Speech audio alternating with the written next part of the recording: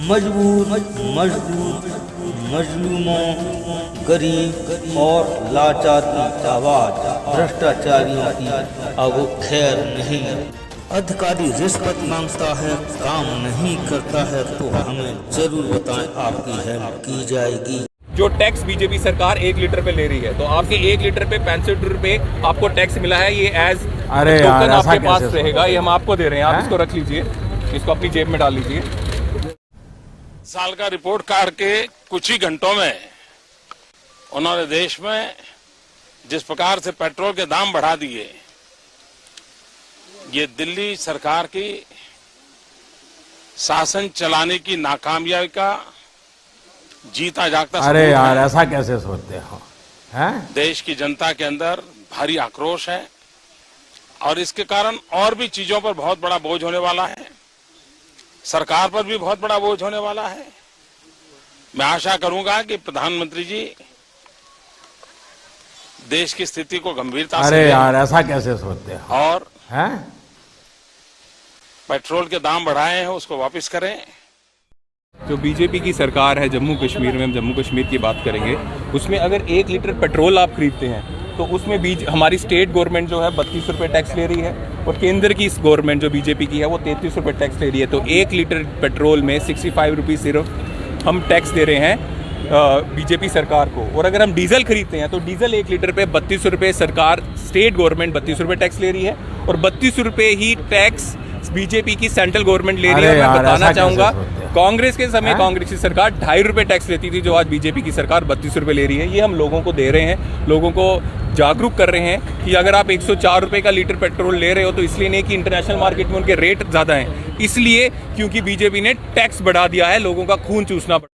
ये जो चोर लुटेरों के पैसे विदेशी बैंकों में जमा है ना, अरे यार, ऐसा कैसे सोचते? भले भी हम रुपये ले आए ना, तो भी हिंदुस्तान के एक गरीब आदमी को मुफ्त में 15-20 लाख रुपए यूं ही मिल जाएगा। प्रधानमंत्री जी, आप महंगाई कम कर पाओ या न कर पाओ, कम से कम अटल बिहारी वाजपेयी जहां छोड़ के गए थे वहां तो ला करके रख दो। उन्होंने देश ऐसा में कैसे सोचते हो? जिस प्रकार से पेट्रोल के दाम बढ़ा दिए, ये दिल्ली सरकार की शासन चलाने की नाकामयाबी का जीता जागता सबूत है।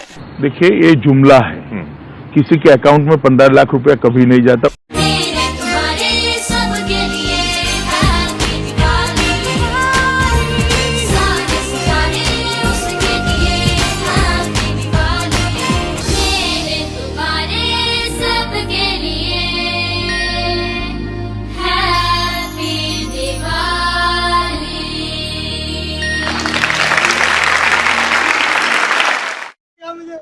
जिसका ठिकाना नहीं, हे प्रभु क्या होगा? बड़े बड़े पेट वाले अधिकारियों क्या होगा? भगवान, ये सरकार कभी भूल के न बनवाए जनता को। मैं प्रचार कर जा रहा हूँ, करूंगा, मर जाऊंगा डूब, कहूंगा हे प्रभु ये सरकार भाजपा की कभी मत बनवा, कोई सरकार बनवा लेना, जनता सभी से पैर छू छू के खुशामद करूंगा। कहाँ सोया है चौकीदार, कहाँ सोया है चौकीदार, पेट्रोल ने सेंचुरी मार ली, गैस 800 पार, कहाँ सोया है चौकीदार, कहाँ सोया है चौकीदार। ऐसे काम नहीं चलेगा, चौकीदार के कानों तक तो आवाज पहुंचनी चाहिए ना, ज्यादा दूर नहीं जाना। कि कहाँ सोया है चौकीदार, कहाँ सोया है चौकीदार, पेट्रोल ने सेंचुरी मार ली, गैस 800 पार, कहाँ सोया है चौकीदार, कहाँ सोया है चौकीदार। चाय बेचने वाला पूरा भारत बेच रहा है, चाय बेचने वाला पूरा भारत बेच रहा है, इसी काम में हासिल उसे महारत बेच रहा है। इसी काम में हासिल उसे महारत बेच रहा है। रेल बिक गई, तेल बिक गया, बिका हवाई अड्डा। अगला मिसरा सच्चा लगे तो मजे लीजिएगा कि रेल बिक गई, तेल बिक गया, बिका हवाई अड्डा। सब कुछ बिकता देख के खुश हैं अपने जेपी नड्डा। सब कुछ बिकता देख के खुश हैं अपने जेपी नड्डा। जनता महंगाई की मारी, जनता महंगाई की मारी करती हाहाकार। कहाँ सोया है चौकीदार, कहाँ सोया है चौकीदार। हिंदुओं को लगता था ये हमारे हिमायती हैं, मुसलमानों को लगता था ये हमारे दुश्मन हैं, लेकिन सच बात यह है मेरे भाई कि वो हिंदू, मुसलमान, सिख, ईसाई दरअसल वो इंसानियत के दुश्मन हैं।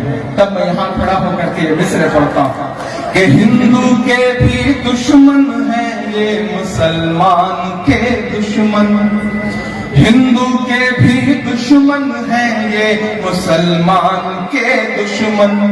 रोजी रोटी छीनने वाले नौजवान के दुश्मन, रोजी रोटी छीनने वाले नौजवान के दुश्मन। इनको भारत का किसान खालिस्तानी लगता है, इनको भारत का किसान खालिस्तानी लगता है। जो किसान का दुश्मन है वो हिंदुस्तान का दुश्मन, जो किसान का दुश्मन है वो हिंदुस्तान का दुश्मन। और एक दूसरे में अगर इस पूरी सरकार की सच्चाई बयान कर दी हो मैंने तो मेरी हिम्मत के लिए साथ देना मेरा। मैं जानता हूं ये बोलना बहुत मुश्किल है इस मुश्किल दौर में। एक ऐसा दौर है जब जो इनकी हिमायत में बोलता है उसे अगले दिन जेड प्लस की सिक्योरिटी मिल जाती है, लेकिन जो इनके खिलाफ खड़ा होता है उस पर कभी ये गाड़ी चढ़वाते हैं, कभी उसकी जान लेते हैं। कि इनको भारत का किसान खालिस्तानी लगता है, जो किसान का दुश्मन है वो हिंदुस्तान का दुश्मन। आम आदमी नहीं, इस एक लाइन में दोनों निपट रहे। आम आदमी नहीं ये अंबानी की है सरकार। कहाँ सोया है चौकीदार, कहाँ सोया है चौकीदार।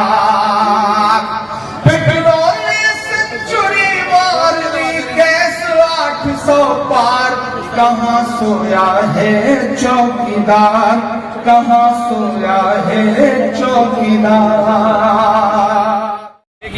एक आप 100 रुपये का पेट्रोल डलवा के आपको पता है 100 रुपये में आपको कितने का पेट्रोल मिला और कितना आपने टैक्स दिया। आपने 100 रुपये में 65 रुपीज़ का पेट्रोल टैक्स दिया है बीजेपी की सरकार को, और 40 रुपये का आपको पेट्रोल मिला है। 40 रुपये के पेट्रोल में भी इथेनॉल डाल के आपको 20 रुपये से ज़्यादा पेट्रोल नहीं मिला। हम सिर्फ आपको अवेयर करना चाहते हैं 1 लीटर पेट्रोल में 65 रुपीज़ जो टैक्स है वो बीजेपी की सरकार ले रही है आपसे, सब भारतीयों से, और ये सबको जानना ज़रूरी है। इसलिए ये हम आपको एज ए टोकन दे रहे हैं ताकि ये आप अपने पास रखिए, इसको पढ़िए और अपने जानने वाले को भी बताइए जो टैक्स बीजेपी सरकार 1 लीटर पे ले रही है। तो आपके 1 लीटर पे 65 रुपये आपको टैक्स मिला है, ये एज टोकन आपके पास रहेगा, ये हम आपको दे रहे हैं। आप इसको रख लीजिए, इसको अपनी जेब में डाल लीजिए।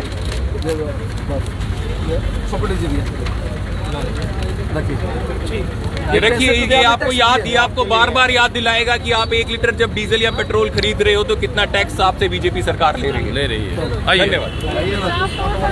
तो ये तस्वीर देखिए, एक अनोखे तरीके से जो यूथ कांग्रेस है वो लोगों को अवेयर कर रही है कि आपको पेट्रोल डलवाने में कितना टैक्स जो है वो आप सरकार को दे रहे हैं। आप देखें कि यहाँ पर आपको यहाँ पे लिखा गया है आज जो बीजेपी की सरकार है जम्मू कश्मीर में, हम जम्मू कश्मीर की बात करेंगे, उसमें अगर 1 लीटर पेट्रोल आप खरीदते हैं तो उसमें हमारी स्टेट गवर्नमेंट जो है 32 रुपये टैक्स ले रही है, और केंद्र की इस गवर्नमेंट जो बीजेपी की है वो 33 रुपये टैक्स ले रही है। तो 1 लीटर पेट्रोल में 65 रुपये सिर्फ हम टैक्स दे रहे हैं बीजेपी सरकार को। और अगर हम डीजल खरीदते हैं तो डीजल 1 लीटर पे 32 रुपये सरकार, स्टेट गवर्नमेंट 32 रुपये टैक्स ले रही है और 32 रुपये ही टैक्स बीजेपी की सेंट्रल गवर्नमेंट ले रही है। और मैं बताना चाहूँगा, कांग्रेस के समय कांग्रेस की सरकार 2.5 रुपये टैक्स लेती थी, जो आज बीजेपी की सरकार 32 रुपये ले रही है। ये हम लोगों को दे रहे हैं, लोगों को जागरूक कर रहे हैं कि अगर आप 104 रुपये का लीटर पेट्रोल ले रहे हो तो इसलिए नहीं कि इंटरनेशनल मार्केट में उनके रेट ज़्यादा हैं, इसलिए क्योंकि बीजेपी ने टैक्स बढ़ा दिया है, लोगों का खून चूसना बढ़ा दिया है। उदय जी कह रहे हैं कि ये विकास कार्यों में जो परियोजनाएं होती हैं उसके लिए इस पैसे का इस्तेमाल, मुझे तो लगता है ये अडानी अंबानी के जो हज़ारों लाखों करोड़ माफ़ होते हैं उसमें लगता है।